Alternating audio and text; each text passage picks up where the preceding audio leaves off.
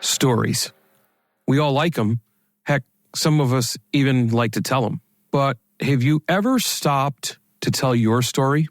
Have you ever reflected on your story to the current position you find yourself in leadership or anywhere for that matter? Well, today's guest, Dr. Rachel Ed-oh-eck-it, has definitely done that. And she explains how all of us can benefit from our own story in her recent book, The Principal's Journey, Navigating the Path to School Leadership. You see, in that book, she provides a helpful and practical blueprint for educators to follow as they transition into new leadership roles. We had a great conversation, and one of the huge takeaways I had is her phrase, talent spotting. How do we find people to tap on the shoulder to become teachers and then leaders and move up and up and up so they can have a greater effect on more people? It's interesting that our conversation led to the idea that you can't always self-promote. Yes, you should talk about yourself and the benefits that you can add to any organization, but to truly move forward, you need people speaking your name outside of your building or current area to open opportunities to increase your ability to lead. And that every single interaction you ever have is an interview for the future. How powerful is that to really recognize and say out loud that every time we interact in the present, we're affecting our future? That works for careers, goal setting, relationships, anything. Finally, Rachel gives us 3 fantastic tips as leaders if we're truly to realize our fullest potential by positively impacting all of those around us. Look, this was a great conversation. You are not going to want to miss it. I encourage you to reach out to Dr. Ed-oh-eck-it after listening to this show. And don't forget, subscribe and leave an honest rating and review so that not just you get to hear them as they come out, but others get to hear people like Rachel Ed-oh-eck-it on Seeing to Lead. Now, as I always like to say, let's get to getting better with Dr. Ed-oh-eck-it on Seeing to Lead.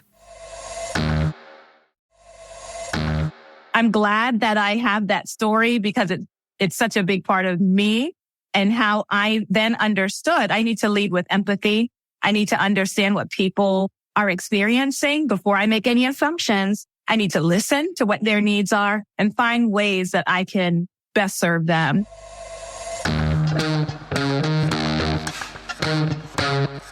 Dr. Chris Jones here, and welcome to Seeing to Lead, a show designed to help leaders increase their ability to effectively support, engage, and empower their staff through intentional practices so that they create an environment where everyone reaches their greatest level of success. On Seeing to Lead, communication rules the day as we hear voices from both teachers and leaders in an effort to examine perspectives, highlight misunderstandings, and provide steps to ultimately bridge the gap between what teachers need and provide through thoughtful dialogue. This show is about amplifying voices, creating understanding, and providing information to help everyone continually improve. I want to personally thank you for taking the time. Now, let's get to getting better. Dr. Rachel Ed-oh-eck-it is a wife, mother, principal, public speaker, and author. With decades as a teacher and leader in public education, she has earned the reputation as a strong instructional leader, passionate educational advocate, and dedicated mentor. As the principal of a top-ranked school in Maryland, she is a lifelong learner who strives for excellence not only for herself, but also for everyone she serves. Dr. Ed-oh-eck-it's belief in fostering meaningful relationships serves as the foundation for everything she does, and her highly effective teaching and leadership style continues to inspire up-and-coming aspiring teacher leaders. During her educational career, she has proudly served as a classroom teacher, instructional team leader, mentor teacher, assistant principal, and principal. Her book, The Principal's Journey, Navigating the Path to School Leadership, provides a helpful and practical blueprint for educators to follow as they transition into new leadership roles. Dr. Ed-oh-eck-it holds a bachelor's in early childhood and elementary education from Temple University, a master's in curriculum and instruction from McDaniel College, and a doctorate in leadership and professional practice from Trevecca Nazarene University. This is going to be a fantastic conversation today because in following Dr. Ed-oh-eck-it, I find a lot of things she says inspiring, and she explains different aspects of leadership that I would like to adopt and make sure I bring into my own leadership on a daily basis. So, Dr. Ed-oh-eck-it, welcome. Thank you so much for having me, Chris. I really appreciate this opportunity.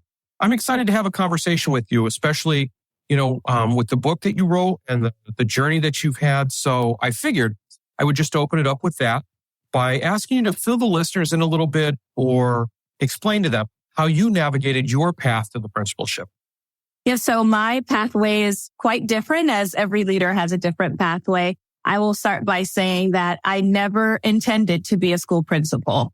So I always like to say that because sometimes leaders know exactly what they want to do and they go after that goal. And other times leadership kind of finds us and with the right mentors in place helps us to get to where we're going. And so my story is that I'm a third generation educator. My grandmother had her degree in education and library. My mother has her degree in education. And I have always wanted to follow in their footsteps. And so I knew from the very beginning I wanted to be a teacher. But I didn't think about leadership at that time. I was focused on being the best teacher that I could be. So I began my career in the middle of the year, actually taking over a kindergarten classroom. And that was challenging and rewarding for a number of reasons. I like to tell the story that my first day on the job, I was holding a meet and greet for my families. And I was so excited. I had lemonade and cookies set up for the parents. And I had only one parent show up. And I was so excited to introduce myself. At that time, my maiden name was Clinton. I said, "Hi, I'm Miss Clinton. I'm so excited to meet your son and work with him this year." And she said, "You know what? I don't need to know any details about you. All I need to know is, are you going to be here for my child or not?" And that was really enlightening to me because I didn't understand what my families had gone through before. So let me give you a little bit of context. To start the school year, this kindergarten classroom was added 2 or 3 days before the school year started because of higher enrollment. So they started pulling children from other classrooms who had already met their teacher in to make this sixth classroom. And so they had a substitute to start the year because they needed to hire a teacher for that room. Well, once they hired the teacher, unfortunately, she had to resign due to illness. So they had another substitute. So by the time I graduated college mid-year from Temple, I was the fourth adult that these 5-year-olds had seen. And this was only by January. So by January 2nd, I was so excited to start my teaching career, but I had no idea what the students and families had experienced. And so it was eye-opening for me to have that as my first interaction with a family. But it helped me to understand the importance of building relationships. So my first response was, absolutely, I'm going to be here. I'm committed to this classroom. And that was the truth. I looked that mother right in the eye, and she and I are still very close to this day. And her son is wonderful, has graduated college, is doing great things. And so I'm glad that I have that story because it's such a big part of me and how I then understood I need to lead with empathy. I need to understand what people are experiencing before I make any assumptions. I need to listen to what their needs are and find ways that I can best serve them. So I went through that first year. We closed out the year on an amazing high note, just wonderful children, wonderful families, rebuilding that trust, being that ambassador. Kindergarten, you're an ambassador. You're the first family, the first teacher that those families meet, that the children are interacting with. Everybody remembers their kindergarten teacher. So I really appreciate that experience of being a kindergarten teacher. I also taught first and second grade. And so I had been in the classroom at that time for about 9 years, and I'd had the opportunity to open 2 new schools in my district, one as a classroom teacher, but the second time as an instructional team leader. And that is where I had the opportunity to learn, to have that seat at that leadership table, to take responsibility for other members of my team, to organize events for the school and for my team that I had not done before. And that's where I started to build my leadership. And my principal at the time said to me, "Rachel, I think you could run a building one day. I see that in you." And I said, "Absolutely not interested. I love kindergarten. I love what I'm doing." And she said, "Okay." And she just would continue to invite me. Rachel, can you do this? Can you sit on this meeting for me? Can you provide me with feedback? I'd never had a principal ask me for feedback. I love that about my principal, my former principal. And so over time, I began to see myself in that role. And I also began to see, wow, if I could impact a class of 25 people, what could I do in a school? Like, how could I expand my reach and my influence? So that's when I started getting interested in school-based leadership. Went back to school to get my Admin 1 certification, and I was promoted to assistant principal my second year in that school. And from there, I was an assistant principal for 4 years, and I'm currently serving at the same school as principal. So I've been now as an administrator at my same school for 9 years. So my story is different, but it's one I'm very proud of. But your story is so powerful. I mean, you mentioned a few things in there that I would just love to go back and unpack a little bit with you, because, you say your story is different, but whose isn't, right? We all hit a winding road to get where we go. I was going to ask you before you said it was your principal that if you had remembered who tapped you on the shoulder. Yes. I mean, right now we're looking at a shortage, a very real shortage from the top down. Superintendents are short, but that's because principals are short. Principals are short because assistant principals. So on and so on. Yes. And so you talk about leadership finding us, and you talk about a person that tapped you on the shoulder. How can we as leaders find other leaders or help leadership find them, so to speak? What do I do with that? That's a great question. And I agree with everything you said regarding the shortage and the pipeline issues. So there's a couple ways that I like to try to do some talent spotting. But number one, I'm looking for excellent teachers. If you are an excellent teacher, if you know how to communicate with your students and build that relationship, if you know how to personalize their learning, if you're able to work with families and have those hard conversations, talking about where students are, where you want to take them, and you're effective in your role, I always like to start there, because a lot of the best administrators that I know were excellent teachers, and they could really give that instructional support to new teachers and to veteran teachers. So my eye is first looking at really strong, hardworking teachers as potential leaders. But I'm also looking for people who take initiative, the personality of how can I help you? How can I jump in and collaborate? Because there's so many different qualities that can make up a really strong principal. And I think we as principals have such a level of influence, just like my former principal had on me. The fact that she said to me, I see this in you well before I saw it in myself, is the only reason why I'm sitting in this seat. And so what we say matters to people, and how we work to mentor and develop and promote them means a lot as well. We all know you might be the best, up and coming leader in your school, but if no one knows you outside of your building, then you're going to have a hard time getting that promotion and moving forward. However, if you have mentors that are going to speak your name outside of your school, that are going to really support and promote the work that you're doing, that are going to trust you and you do a nice job with that, then that's your ticket into your next level of leadership, is really having those sponsors and people who can advocate for you and letting your work speak for itself. That's the other big piece. You have to do the work if you're going to be successful.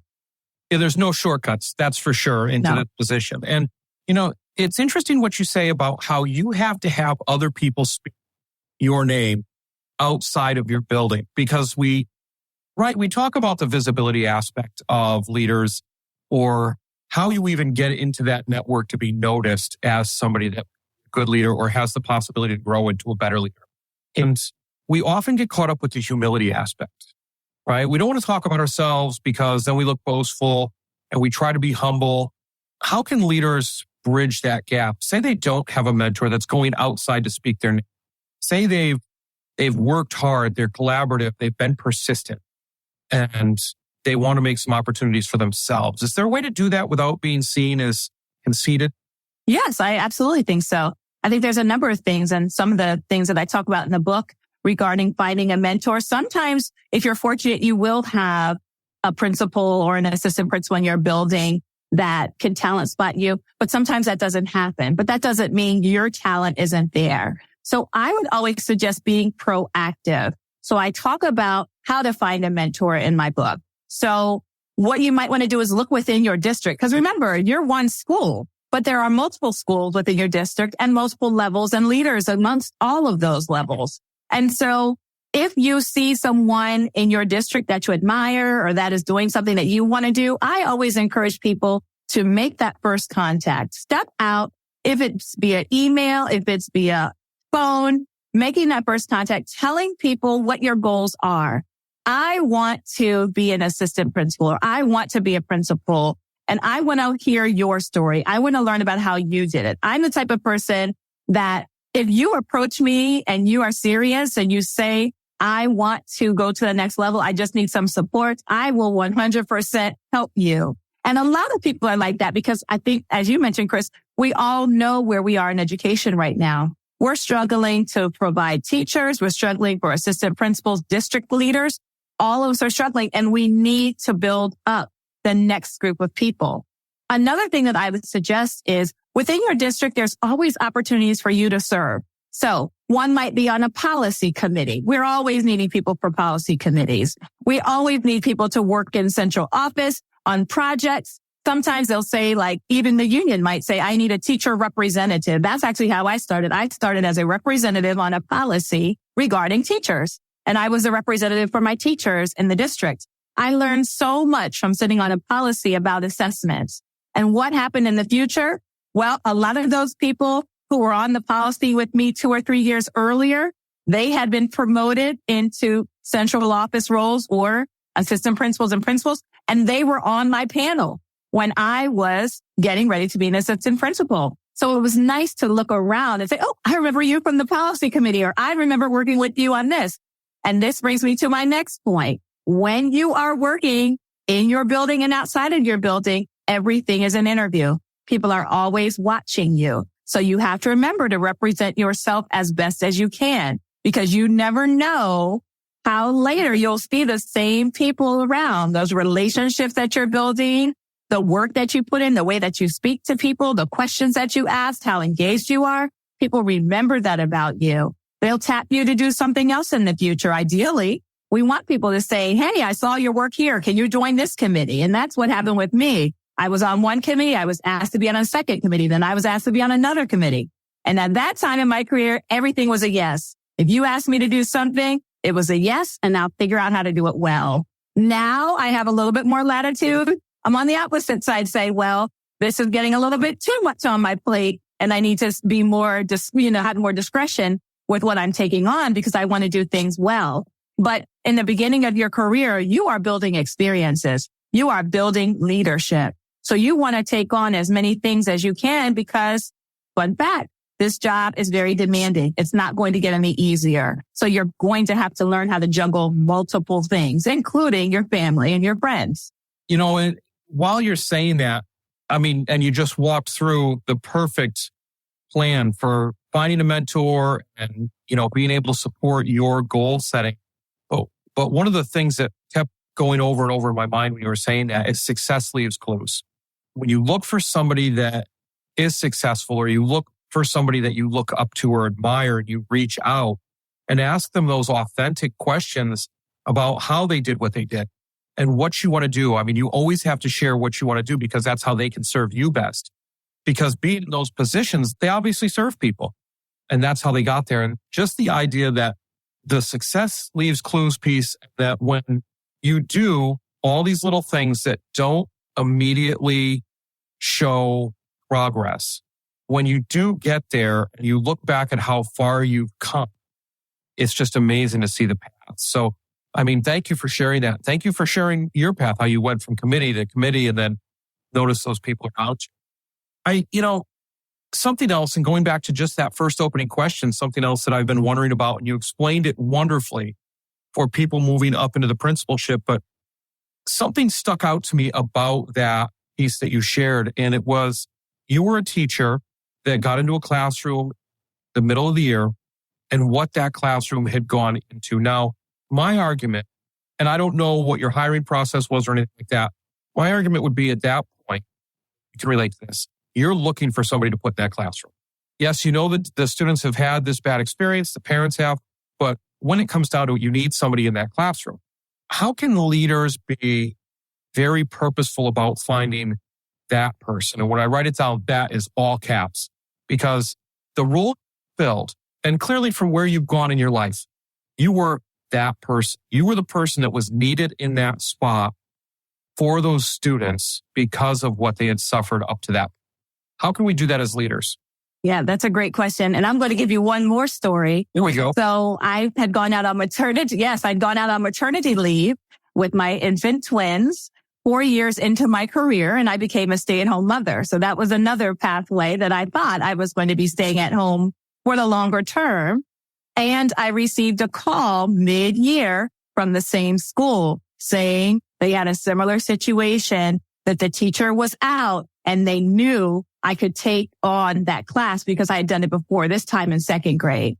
And so I spoke with my husband. We looked at the timing of things. Well, it was a little early. That was a change, but it was a change that we were welcoming to take on.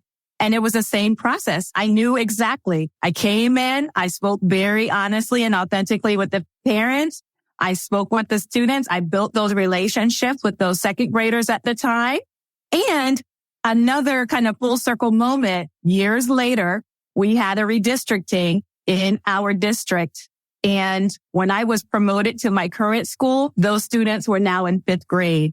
And many of them were new to my current school. And so when they heard my name, that I was named as the assistant principal, I got all my emails from the families saying, we are thrilled that our kids know you, because they were a smaller group coming to the new school. So again, relationships matter. Now, fast forward to today to answer your current question. We were in a similar position this fall. Unfortunately, we hired a kindergarten teacher, and due to illness, she had to resign 2 weeks into the school year. Same thing. I called the parents. I said, I want you to know we're in this situation, but I'm going to be very patient because it has to be the right person. As you said, it's got to be that person. And at that point in the year, now we're looking at mid-September, there were not a lot of applicants. And the applicants that we had a lot of choices because we were not the only vacancy in our district in elementary school. And so we had put some offers out for people that we thought would be a great fit. And it wasn't the best fit. We were not selected, or some other circumstances occurred. And so at that point, I said to the families, as an update, this is going to take longer than we thought. And I want you to trust me.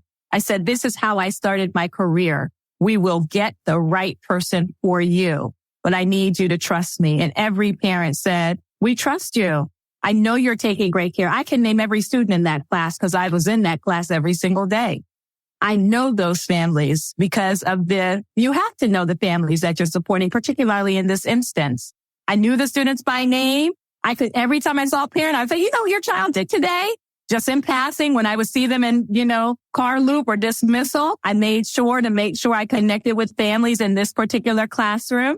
And about a month and a half later, we were able to work with the university partnerships and start interviewing teachers who were going to be graduating in December. We started that process, interviewing them the first week in October, and we are happy. Our new teacher just started this week. Her first day was Tuesday, and we loved her. She sat down in that interview, and before we started, I said, I want to tell you about this class. I said, these are wonderful students and wonderful families, and the person we hire must be committed 100% to this role. And I told my story. I've done this before. I know I'm going to support you. We know what worked. We just need to make sure it's the right fit. And we knew when she spoke about her passion for children, when she spoke about her instruction, I immediately could envision what her classroom was going to look like. And I thought about, boy, these students really are going to enjoy this teacher. And so we hired her, and it's been wonderful. Had a meet and greet with the families.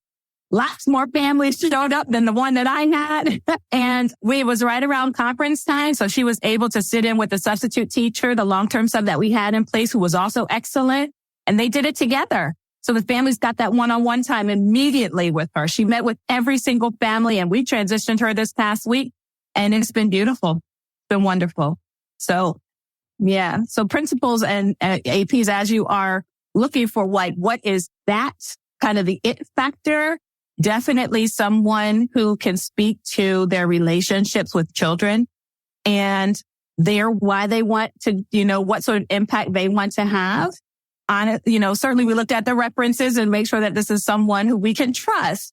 But really, I wanted to hear, can they take on what is going to be required? Because it's not the same situation as hiring someone in June or July. This was a very different situation. So we needed someone who could handle some of those additional pressures that they would encounter. I love two things that you said. I love a lot more than that about what you said, but two of the things that really stuck out is patience. Oftentimes we get to run around. We try and just make quick decisions to get that box checked and get it done. Patience is super important. And that you actually said out loud, the it factor, because that is a truth that sometimes people don't want to pay attention to and get tied up in pedigrees, papers, things like that, instead of looking at what that person as a person, their why, what they're passionate about, that really puts them over the top.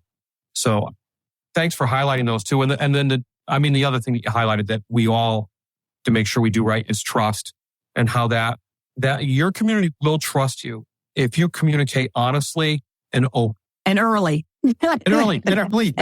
Don't forget early and often. And early. I said from the very beginning, I'm sorry this happened.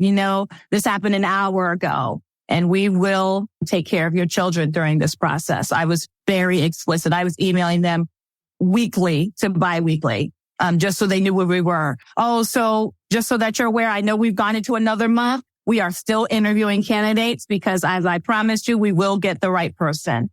And that was part of my letters in the language. I was very clear that we were going to take that process step by step and we would not rush the decision. That's such good stuff. That's perfect. I know a lot of people right now are probably making mental notes or writing something down, saying to make sure that they use that patience and they communicate early. So that's good. Yes. Supporting your teachers and students seems to be a struggle. They just don't seem to be engaged. You wish they would take more responsibility for their learning and culture of the building, but they just don't seem to be empowered enough to do it. So, my question is, have you checked out the book Seeing to Lead yet? It's all about creating a true educational experience where learning, growth, leadership, and community takes center stage. Full of strategies and resources, Seeing to Lead is about attaining that goal by employing a model that supports, engages, and empowers all individuals to become leaders themselves. Pick up a copy today at seeingtolead.com. That's seeingtolead.com. Remember, you don't become a leader and then decide you need to support and recognize others more than yourself. It is the moment you realize it's about supporting and recognizing others that you become a leader. seeingtolead.com. You've had such a journey to where you are now, or the principalship where you are now, that you tell stories about and you're weaving through. So now you've written this book, The Principal's Journey, Navigating the Path to School Leadership. Why the book? Yeah, so I have always wanted to be an author, and part of my holdup was there wasn't enough time. But what I came to realize is there's never enough time. Time is the same. We all get 24 hours, 7 days a week. It is the choice that what we do with the time that makes the difference. So when I look back, I said, wait, I've written a dissertation before. I found time to go through those programs. I can find time to write the book. But the why behind the book was every time I talked with aspiring leaders, sometimes I would do seminars. Other times I've taught like as a guest professor at our local universities. There were always people who would come up to me afterwards and say, I really love what you're doing. How can I do it? How can I get there? And so what I learned is most books around education are about what to do when you're in the position, but very few talked about start to finish, how to get there. So for me, I thought, well, I've been blessed with these amazing mentors, but everyone doesn't have a mentor. So my book can serve as a mentor guide. So I start from the very beginning. What are the challenges? What are the rewards of the job? Because first, I think we need to be explicit to understand what are some of the things you're going to have to do if you're going to be successful. Because maybe by chapter 1, you read and you say, wait, never mind. This may not be what I want to do. This might not be the right time, right? But if you go on to chapter 2, I'm going to tell you how to get a mentor. I'm going to provide you with different questions to ask your mentor. Talk about what qualities you should be looking for in a mentor, because not everyone is going to be the perfect or a great mentor for you, particularly if they have different visions or different styles. That's not going to be helpful to you because you want to find someone who's aligned with what you want to do and what you envision. So it's best to work with someone who has similar style or something you want to emulate. And then I talk about resume, cover letters. I give you interview questions, all the things that you're going to need to get your foot in the door. And then the rest of the book is around when you're there, setting the vision, having positive culture. How do you navigate hard conversations? That's a huge part of being a leader. There's no getting around that. I give you strategies and tips for that and examples. I talk about creating a work-life balance because that is something I personally struggled with for many, many years. But now I'm in a better place and I feel like I can provide people with some strategies now. And my claim to fame is I have my boundaries so tight, I wrote a book during the time, right? I'm somebody who was promoted during COVID-19. That was my first year in the principalship. I almost did not make it out of those 3 years because I continued to question whether or not this role was best suited for my particular skill set because I had nothing to compare the principalship to. I started during COVID-19. 2019, 2020 was my first year, but I'm so glad to be on the other side and to be experiencing this because I feel like I have some information that I want to share and I want to let people know this job is doable. It's a wonderful job. You have to make it your own and you'll make mistakes and you just move on from the mistakes. Of course, that's a part of any learning, but the work that we do is so important that if I would have left early, I would have missed opportunity to impact children and families the way that I'm doing it now and to impact future leaders. So I'm glad that I stuck it out because I'm now having the opportunity to connect with up and coming leaders, up and coming principals. And it's been amazing. It's been amazing. I could talk to you for hours. The things that you're saying, just like I said at the very beginning when I opened this, that, a lot of the things that you talk about, I just want to make sure I take and implement in my daily leadership practice. I couldn't, COVID ended it for a lot of veteran principals who had been through their things that, were very difficult, ended the career of other people. So, the idea that you went through COVID and were brought to that break and then, still pushed through, and as far as it being a great job, I always answer that question by saying it's the toughest job you'll ever love. Yeah. It's just the ability to impact people and what you can do for students and teachers is amazing. So, yeah, I say I could talk to you forever, but we're not going to do that today anyways. So there are 2 questions I ask every person that comes on the podcast. If you weren't a leader, who, not what would you be? Yeah, I would be the same person that I am today. I have looked back and I thought a lot about this question and I look back over my time as a child all the way through now. And first I was a student athlete. I had been playing soccer since I was in 4th grade and learning about teams and different group dynamics and personalities and working towards goals. That's been a part of me.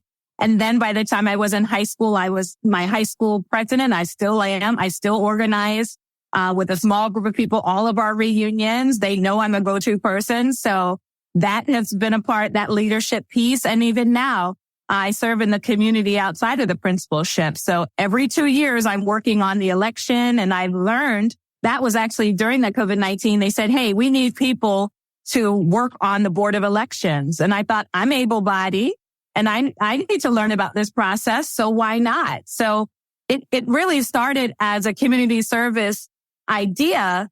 And I'm working to bring more people into that process because it's an important community service. And I love interfacing with people during those elections once or twice a year, every cycle. and getting to know the community more. It's been a wonderful learning opportunity for me, and I love learning new things. So if I can connect learning with service, that's who I am. That's a fantastic answer. And it really, you're talking about connecting learning and service, and what else makes the foundation of good leadership? But learning, service. So with all we've talked about, what's the most important piece of advice you would give to leaders as they work to better support, engage, and empower those they serve? I would say definitely keep your ear to the ground. And that can look differently for many people. But when you serve a very large community, so we have almost 1,000 students. I have 100 and about 30 or 40 staff members and lots more families. It's very important to me to have a pulse of what's going on. So number one, be actively engaged in your school community. And that looks a lot of different ways, but it's as simple as every day I'm outside greeting children and families as they're entering. And I'm one of the last people that they see when they leave the building. And so that alone, just having your presence outside means a lot to families. That means rain, shine, sleet, hail, snow, rain boots. They know I'm outside. Now I have lots of different shoes for those purposes, but what I have heard from families, and this is confirmation for me, let's say their child has a situation that is not positive in that moment. And I call them and I say, hey, this has occurred. When I hear a family say, I know you, Dr. Ed-oh-eck-it, and I know that you're going to take care of my kid, that means a lot to me. Now, I know some parents better than others. That's the truth, just because sometimes we're in contact with some families more than others, and the relationships are different. But it's really impactful when I hear a parent that my perception, I don't know as well. They say, I know you because you know my kid. I love that. So definitely be actively engaged. And then keeping your ear to the ground. It's hard in this role as administrators because sometimes we don't always get the full story. We get portions. We might ask for feedback. We may not always get the truth. So making sure you have people on your staff that other people trust, that will give them information. And then you follow up with them and say, hey, how was the reaction to that email? Or, hey, how are people feeling right now? What do people need? Because you can also utilize members of your team. Again, you're only one person, but if they trust other people in the building and we know who those people are, and if you have a relationship with them, they will be honest and telling you, okay, Rachel, hey, this is bubbling up. You need to be aware of this. Or the staff really love this activity. Can we do it again in another month? Absolutely. So our staff right now, we do potlucks. We have a teacher development leader who she has done this monthly, and it's amazing. You'll be surprised just the small things that we can organize that really help the morale of our staff. That means a lot. So I would say the last thing is choices. So when you have the choice to sit in your office, because we have choices, right? When you have the choice to sit in your office or to go out, I encourage you just to go out. The reason is because, as an administrator, whenever we're walking around, the first thing they say is, oh, that's the person who I wanted to see. I have this question for you. Or I have this problem. Can you help me with it? The more things you can do like that by being on the ground, being responsive to people, being present. Oh, yep. I have someone just mentioned that. I'm going to connect you with that person. The flow of the building, the culture is just building positively there because staff knows they can trust you. If you're in a situation where you make the choice to stay in your office, your staff may or may not feel comfortable trusting you because they don't see you. So some of it is just human nature. We are familiar with the people that we see the most. And so as an administrator, it's really important to remember, be out present with your staff, with your kids, with your families as much as possible because you'll get grace in that way. When you make a mistake, and I mean when, because we're all going to make mistakes, they will say, but I know that person. I know Rachel really well. And so I'm going to give her a pass this time. So the total benefits to just being out and about, big benefits to that. That's fantastic stuff. You're talking about, just to make sure we go back to it, because I think those are three really important points. The idea of keeping your ear to the ground, making sure you're actively engaged and making those right choices as they come up. You put a big smile on my face with the bus duty piece because I do bus duty every morning, rains, full, 2-degree weather. And then we just had one of our major events of the year this year. We have what we call Soup Day. And the whole support center, all the counselors and everybody, they make soups. And so the whole staff gets to come down throughout the lunch, different points. We all circulate through and get soup. I love that. Yeah. Culture stuff. It all works well. Yes. Well, Rachel, I can't thank you enough for coming on the show and telling all these people these things and making all these good points about leadership and, talking a little bit about your book. I have to encourage everyone to make sure they get their copy, The Principal's Journey, Navigating the Path to School Leadership. Thank you. It's useful in any position. If you're a teacher listening to this, thinking about it, get the book and do it. Act on it. If you're a sitting principal or administrator, get the book and act on the things that you don't already do in the book because it's such a good resource. So thank you. No, I mean it, and for people to get in touch with you, right? Because it's good to read a book, but it's even better if they can read somebody, especially if they're looking for a mentor. Yeah. We've talked about that somewhere. But if they want to reach out to you, how can they do that? What's the best way to get in touch with you? Yeah, so thankfully, there's not that many Rachel Ed-oh-eck-its in the world. So you can find me on Twitter at Rachel Ed-oh-eck-it, which is some spelling of my name. Same with LinkedIn at Rachel Ed-oh-eck-it and YouTube as well at Rachel Ed-oh-eck-it. Instagram is where I'm probably the most active, and that's at The Principal's Journey. So the title of my book. And I love connecting with new people. I love hearing about people getting promoted and hearing their stories and how the book is helping them. So I'm just extremely appreciative, again, Chris, for this opportunity and look forward to connecting with your listeners. Well, that's a wrap, but not the end. Next step, be sure to take action on something you heard here today. Hey, thanks for listening to the Seeing to Lead podcast. If you would like to connect for any reason, email me at drchrissj@gmail.com or catch me on Twitter at Dr. C.S. Jones. If you've gotten any value from the Seeing to Lead podcast today, you can help me and other leaders create a world-class environment through a teacher-centric approach by subscribing to the show, leaving an honest rating and review, and sharing this episode on social media with your most valuable takeaway. Also, one last thing. Have you had a chance to pick up my latest 5-star rated book yet? Grab your copy of Seeing to Lead anywhere you buy books or at seeingtolead.com. That's seeingtolead.com, where you can learn more and continue to improve. Now go have a successful week.